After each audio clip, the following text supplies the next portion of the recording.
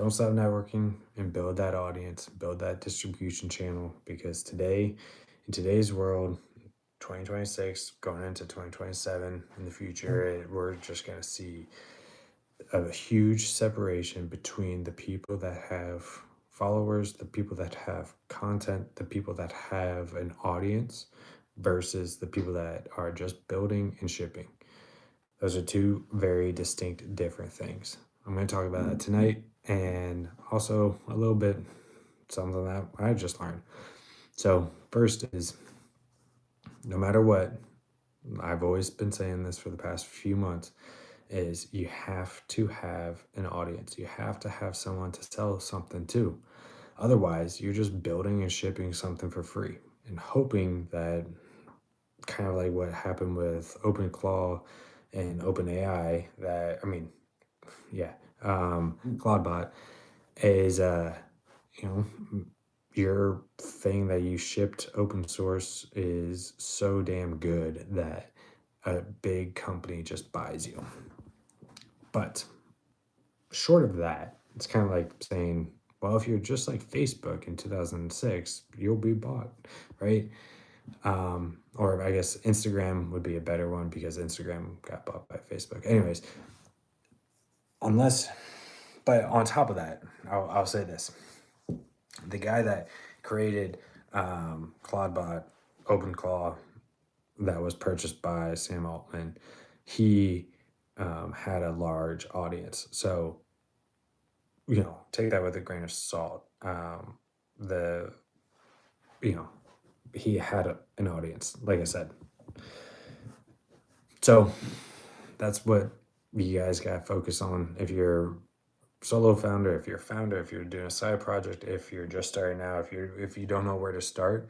I would suggest building that audience, build a follower account and do something like that. You know, I just started posting on my personal LinkedIn for the first time. Have it mapped out, doing the recursive, learning loop as well, weekly, trying to get better. It went from 0 impressions, right, a week ago, and now I'm at 14,000 impressions for just one post on LinkedIn. The engagements went straight up as well. So I'm building my own audience. I'm building my own platform here on YouTube and LinkedIn. And that's what you guys have to do.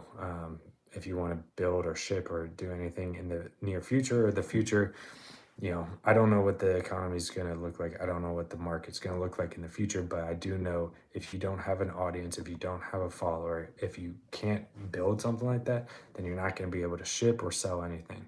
So build that audience, build that follower account today. That's the best advice that anyone can give, I think. So shifting gears a little bit into what I kind of ran across, learned today was from a mentor session earlier. I was asking, I I learned about this Google anti-gravity. I have it up on my screen. I thought that's pretty cool.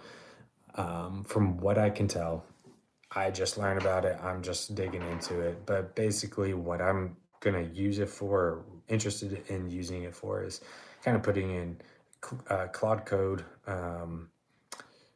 OpenAI's Codex, Gemini, and Grok, and kind of give each one their own separate task, whether it's code building or engineering or whatever, right? But theory, and hopefully I'm not wrong on this, but basically have Cloud Code build and then have Codex do QA and Gemini use edge cases and Grok kind of figure out something that's wrong with it. I don't know. Or flip it and reverse it all. Anyways, I thought that was really cool.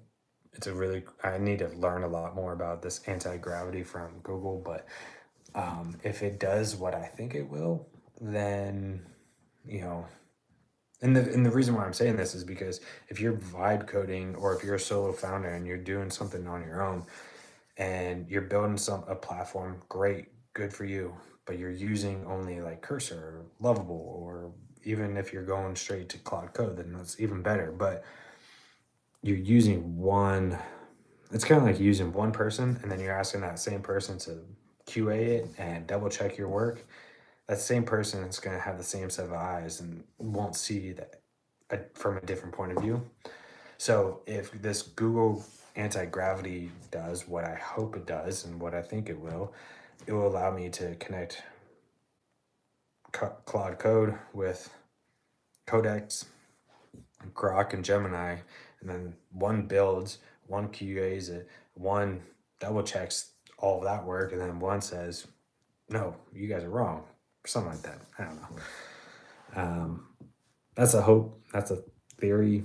We'll see what happens. I'm gonna give it a go. Over the next few days. Probably take me a week to get comfortable with it, I think. But if anyone out there is is good with Google anti-gravity, reach out. I would love to learn more about it. And if not, I will give it a go and report back over the next few videos. Yeah. I don't know. It's late for me. Been working all day. So I'm going to go back over this. Number one, and I'll say this again and again and again, you have to build your audience. You have to build your followership. You have to build the people that you're going to sell to. So whether that's on YouTube, highly recommend. LinkedIn, X, Reddit, doesn't matter. Pick a platform, pick two. YouTube needs to be one of them. And then after that, build that brand. Put all the metrics into a recursive learning loop to self-improve every single week. Improve, use those targets, improve. After 4 weeks, the metrics should look like this, not like that, not ups and downs, and then you did it right. So build that audience no matter what. Just keep building. You might feel embarrassed or awkward. Who cares? Just do it. And then the second thing is I'm going to learn more about Google anti-gravity, kind of see what this whole shtick is about, and go from there. Anyways, if there's no questions, slow night tonight. Awesome. Y'all have a good one. Thanks. Bye.